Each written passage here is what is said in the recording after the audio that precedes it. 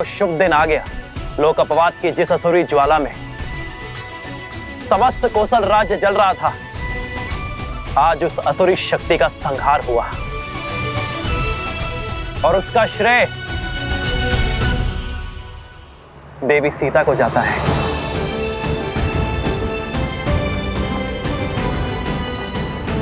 सीता ने न केवल एक महारानी के रूप में अयोध्या पर प्रहार करने वाली असुरी शक्तियों का संहार किया, बल्कि एक नारी होने के नाते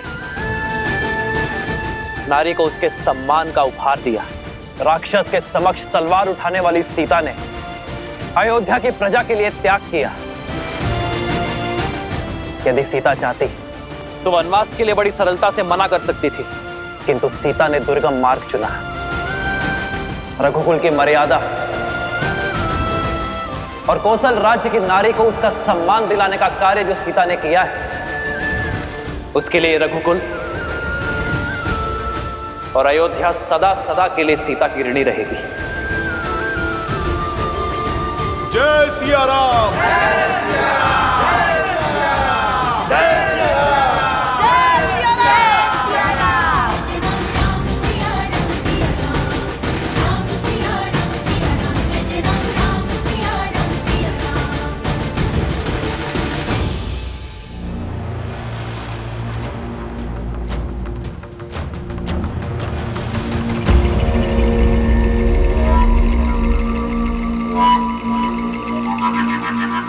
उठो पिंगलाक्ष, तुम्हारा तप पूर्ण होने का समय आ गया है।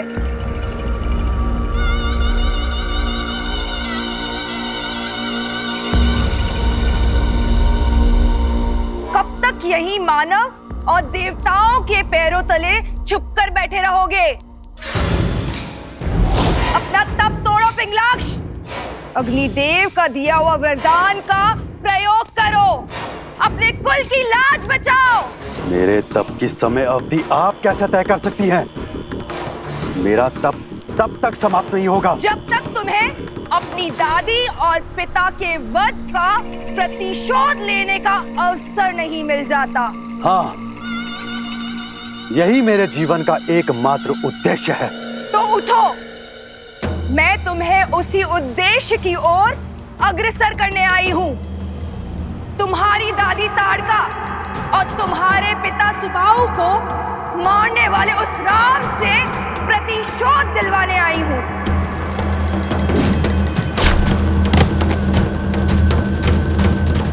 उस राम ने ही तुम्हारी दादी और पिता को मारा है, तुम्हारे जीवन में विध्वंस बोया।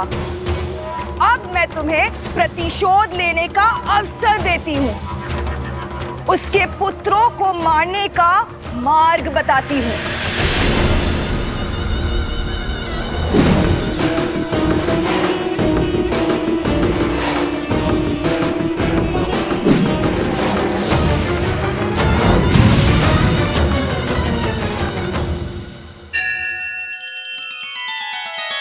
श्री रामचंद्र कृपालु भजु मन हरण भव भय दारुणम नव कंज लोचन कंज मुख कर कंज पद कंजारुणम। सिया राम, सिया राम, सिया राम, सिया राम, सिया राम, सिया राम।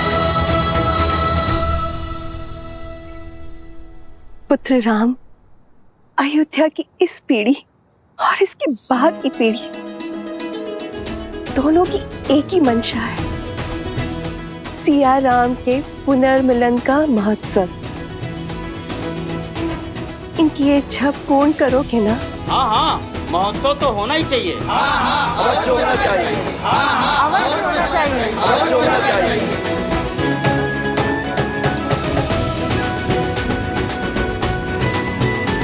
अयोध्या की महारानी और मेरी माता पुनः अयोध्या लौटी हैं। अपूर्ण अयोध्या आज पूर्ण हुई है। महाउत्सव तो होना ही चाहिए। हाँ हाँ, भव्य उत्सव होना चाहिए।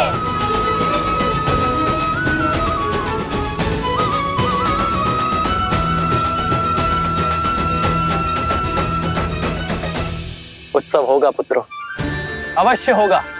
और ये उत्सव पूरा अयोध्या, पूरा जनमानस और समस्त भारतवर्ष मनाएगा। क्योंकि ये उत्सव केवल सियाराम के मिलन का नहीं, स्त्री और पुरुष के बीच असमानता की रेखा मिट जाने का भी उत्सव है। नारी को मिले समान अधिकार का सूचक है। अयोध्या अभी सुख के रस में डूबी है, उत्सव मना रही होगी और अब हम उनके आनंद को स्वाहा करेंगे, उनके उत्सव को शोक में बदलेंगे। राम और उसकी सेना को युद्ध भूमि में हराना असंभव है। उसके पुत्रों को अयोध्या से बाहर कैसे लाओगी? वो तुम मुझ पर छोड़ दो, शीघ्र ही तुम्हें वो अवसर प्राप्त होगा।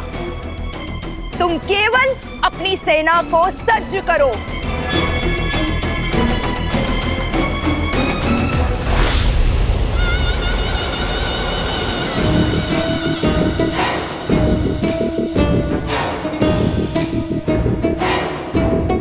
जो अपने कुल का नाश होने का कारण बनी हो, उस पर विश्वास करना सरल नहीं। स्मरण रहे, यदि कुछ भी अनिष्ट हुआ तो मेरी अग्नि सबसे पहले तुम्हें जलाकर भस्म करेगी शूर्पणखा। भैया मैं तो कहता हूं इस पुनर्मिलन के महोत्सव में राजा, महाराजा, संतगण और सभी ऋषियों को आमंत्रित किया जाए। ये उत्सव इतना बड़ा हो कि ये संसार आने वाली कई सदियों तक स्मरण रखे। अवश्य सभी को निमंत्रण भेजा जाए। पिताश्री, पिताश्री, हम स्वयं जाएंगे मिथिला नरेश को निमंत्रण देने। अवश्य पुत्र, किंतु इस बार मिथिला नरेश को नहीं, अपने नानाश्री को निमंत्रण देना। तो निश्चित रहा, अगली पूर्णिमा को अयोध्या में उत्सव होगा। पुरुषों और स्त्रियों के बीच के भेदभाव को समाप्त होने का और संसार से उस असुरी शक्ति का नाश होने का। जय सिया राम! जय सिया राम! जय सिया राम! जय सिया राम!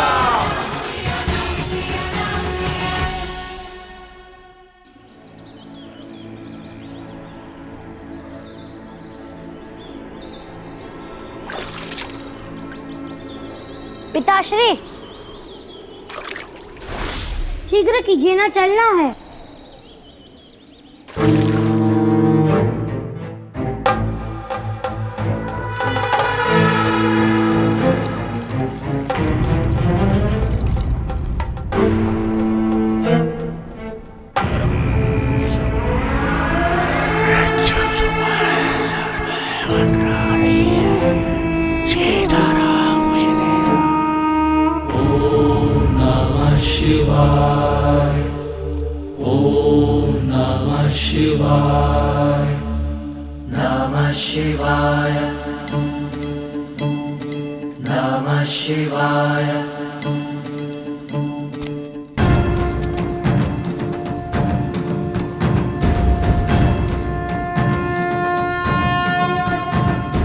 मिथिला जाने को सच हो गए दोनों। ओम नमः शिवाय। मैंने, तुम बोलो।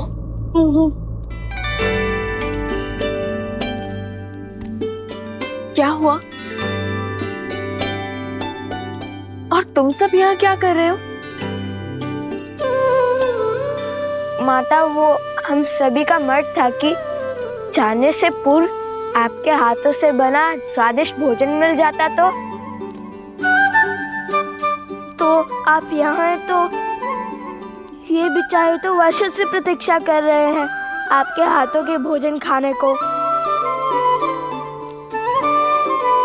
यहाँ आओ। गुरुवर वशिष्ठ का आदेश है कि शुक्ल पक्ष के शुभ दिन पर ही मैं और तुम्हारे पिताश्री अयोध्या के सिंहासन पर विराजमान हो। तब तक मैं वहां नहीं जा सकती, यहीं रहूंगी। दृष्टि का आनंद लेने के स्थान पर आप पुनः वनवासिनी बन गई।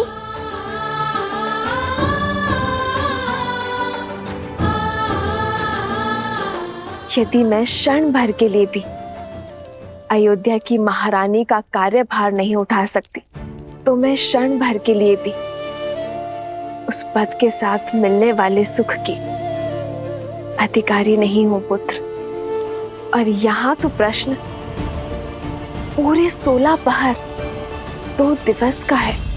कितने उत्सुक थे आपके हाथ का भोजन ग्रहण करने के लिए। इतना सुना था हमने। जहाँ एक क्षण बिताना भी असंभव है, वहाँ 2 दिवस कैसे काटेंगे हम?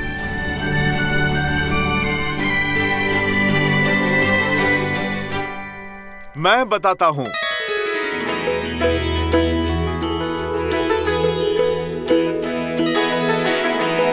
हनुमान जी,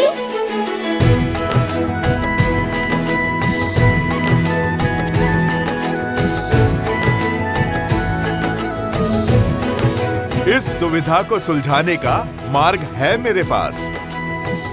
ऐसा अद्भुत मार्ग जिससे तुम्हारा समय भी कटेगा और माता के हाथों बने भोज का आनंद भी 2 गुना हो जाएगा।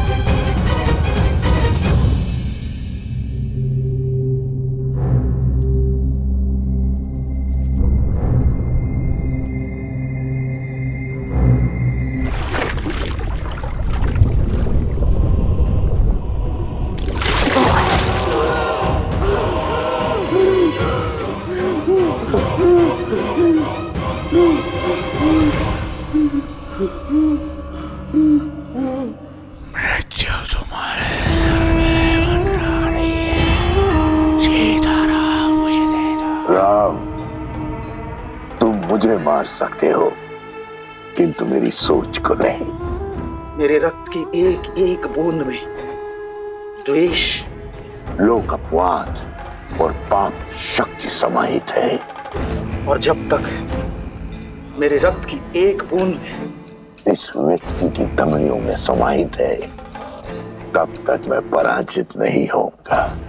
अब मैं अपनी असुरी शक्ति के बल पर इस भोले भाले व्यक्ति की सहायता से वो स्वांग रचूंगा, वो रेखा खींचूंगा जिसे लांघ कर सिया राम कभी भी एक नहीं हो पाएंगे। सहस्त्रमुख रावण की सोच के रहते सीता के मस्तक से अपमान का कलंक कभी नहीं मिटेगा। सुना है राम राज्य में प्रश्नों के उत्तर मिलते हैं, दंड नहीं। फिर एक अयोध्या वासी की दुविधा तो तुम सुलझाओगे ही राम। उसके प्रश्न के उत्तर तो तुम दोगे। वो प्रश्न जो पुनः तुम्हें सीता के पृथक कर देगा। इस मिलन के उत्साह को वियोग के शोक में बदल देंगे।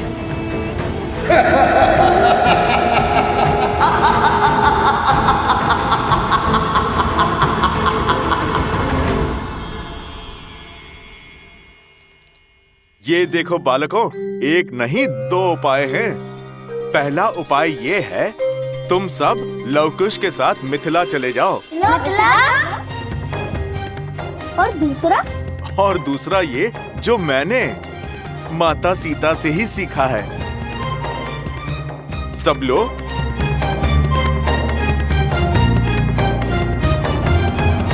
लो, सब लो।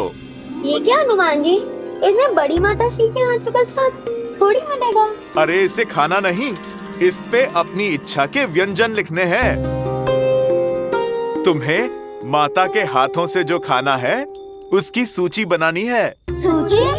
अर्थात माता को तो भांति भांति के पकवान बनाने आते हैं। कहाँ से आरंभ करें और कहाँ पे अंत, कुछ समझ नहीं पाओगे। इसीलिए मैं आपसे कहता हूँ, आप सब मिथिला जाइए लवकुश के साथ।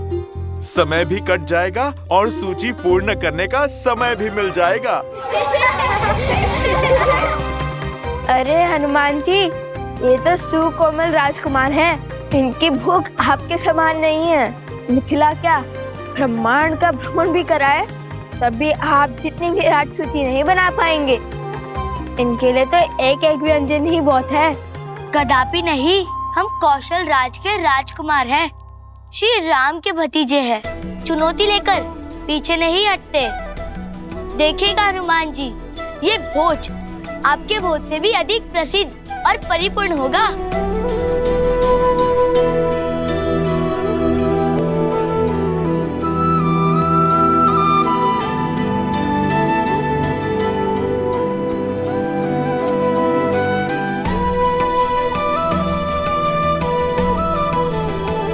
आयुष्मान बाबा,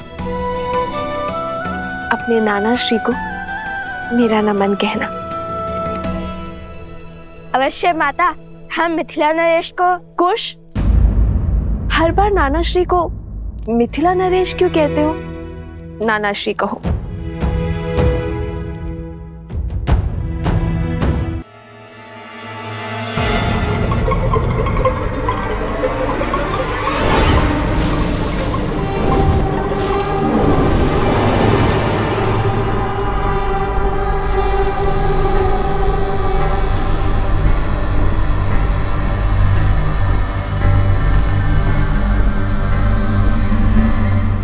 सावधान, लवकुश अयोध्या से निकल रहे हैं।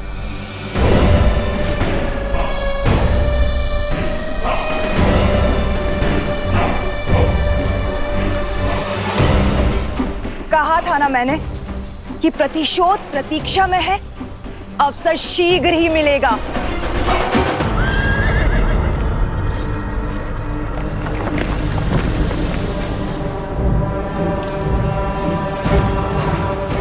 ये निकल तो गए हैं, पर मिथिला पहुंचेंगे नहीं।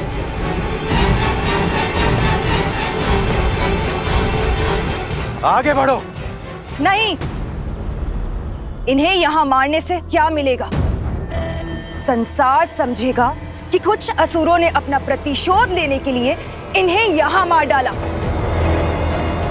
प्रतिशोध की अग्नि तो तब शांत होगी जब इन्हें इनके परिवार वालों के सामने उस भूमि से निकली हुई सीता को अपने घर और जीवन में स्थान देने वाले जनक के सामने मारेंगे, और तब जाकर असुरों की खोई हुई प्रतिष्ठा और संसार के मन में हमारा भय पुनः लौटेगा।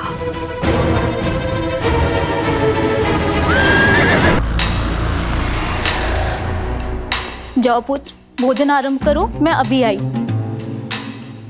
देखिए ना, कितने दुर्लभ पुष्प लेकर आई हूँ। आधे माह तक सुगंध देते हैं ये, और मुरझाते भी नहीं हैं। मुझे मार्ग में मिले तो मैं ले आई। ये हम महाराज राम और महारानी सीता को महोत्सव में भेंट करेंगे। हमारी ये तुच्छ भेंट उनके चरणों की शोभा बढ़ाएगी। क्यों?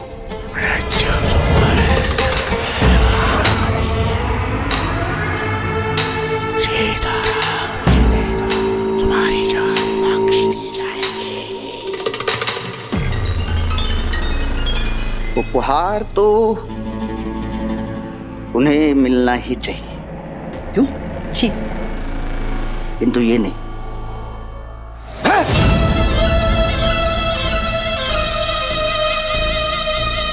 क्या कर रहे हैं आप? क्या हो क्या गया है आपको? जिस राम और सीता की तुम बात कर रही हो ना, उन्हें ये पवित्र और सुगंधित पुष्प नहीं, कांटों का हार मिलना चाहिए। जब तुम्हारे